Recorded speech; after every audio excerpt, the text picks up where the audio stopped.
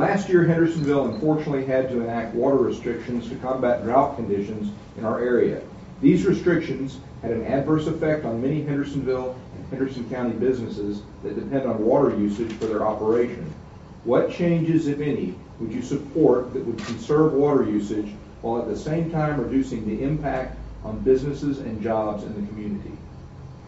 I can tell everyone in here this is the time that all of us hate, is being first. But because you never know what that question is going to be. But anyway, water restrictions. I think one of the things we need to look at is conservation on everybody's part, as individuals in particular, because the businesses don't use nearly as much water as individuals do. We all need to take responsibility for our environment and how we utilize it. I think to encourage every resident to be more careful about how they utilize water all the time, not just when it's restricted, but every day. One of the things that we cannot control is Mother Nature, and sometimes we just don't get what we need. But I think that's not oftentimes a bad thing, because we need to understand that we oftentimes take advantage of things and take it for granted when we need to be more careful and aware of what we have and utilize it to the best of our abilities.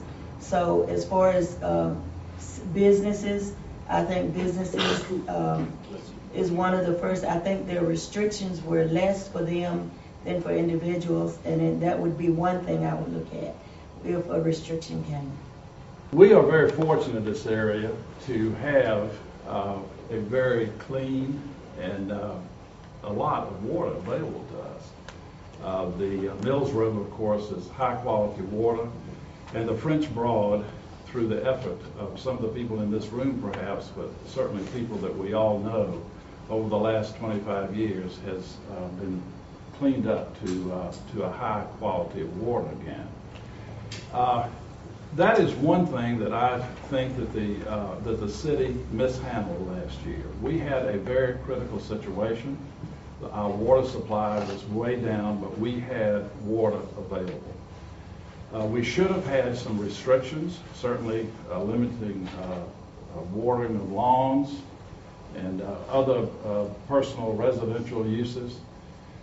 But we had enough water that we could have kept the businesses operating at full speed that use water. We had access to the Mills River plant. It was never used. The city has a contract to take 1 million, I think maybe 2 million gallons. The county has a contract where they can take all the capacity of that plant right now, which is about 5 million gallons a day. So I would certainly use that, and I've checked with 2 engineers that have assured me that the infrastructure is in for us to get that water whenever we need it, as far as valves and pipes and pumps and all that sort of thing.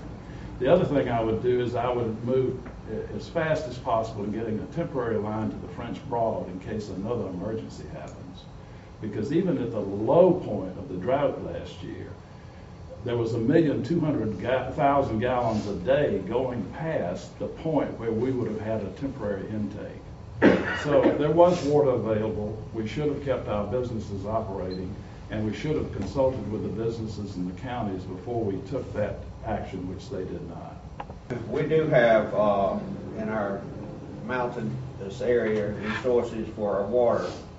The city, I believe, is working to get a temporary intake on the French Broad. I'd like to see that become a permanent resource. We did buy water from the Asheville during this drought.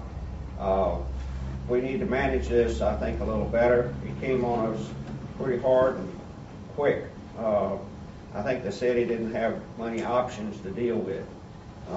I would like to work in the future to where our business owners would be able to continue to operate and where they would have sufficient water and sewage facilities to meet our needs. This is part of our long-term plan as city councilmen to get all of this in place to where it can be managed better. There are some task forces going on now to deal with this, and hopefully, as a result of those, some solutions will come out of it. It is critical that we have the necessary water to take care of our residents as well as our business people, and to offer this in the future for future growth. We don't want to be known as a town without water for future growth. It's going to take some study, it's going to take some work, and long term it's going to cost some money. But we'll have to deal with this and get it in place. And I would be for expanding our water system in any capacity to get it to where it would not be caught like we were this past year. We need to encourage conservation in any form that we can for residents and our business industries, and give them incentives to do this. And I'd be in favor of that. We started in May of 2007, every month telling all of our customers water levels are low, you need to conserve. That was our voluntary water restrictions. Every month we told the customers that. A year later, by state mandate, we had no control over we have to have a plan in place, the city of Hendersonville does, by state regulation on how to respond to these low levels and low periods in the river. A very, very fine staff that took a terrible beating last year, that we were being unfair and what have you. This was the lowest level of the Mills River since the late 1800s, so it was something that nobody was prepared for. We did have a plan in place, and part of the restriction that the state mandated in 2008, a year after we started encouraging conservation, this plan's in place, and a lot of folks, to be honest with you, if you build a business that is using your primary usage as water, when you're being told that source is running low right now, and you don't put in plans for that, that's on you. What the city has done that we worked on this last several months is coming up with a plan to see if the river continues to be in these low levels, what are the things that we can do to not shut people down in their entirety. But I'll be honest with you, and I said it last year, our job is to provide clean water into homes. That's priority number one, and to businesses. Whatever way that takes, people are going to have to conserve. The good thing that has happened as a result of this is it's lowered some of the bureaucracy on the state level, and we've been able to get around and be able to put an emergency intake in the French Broad River, which would have taken about 8 years, before, and we're looking at 3 at this point. Thank you. Sorry.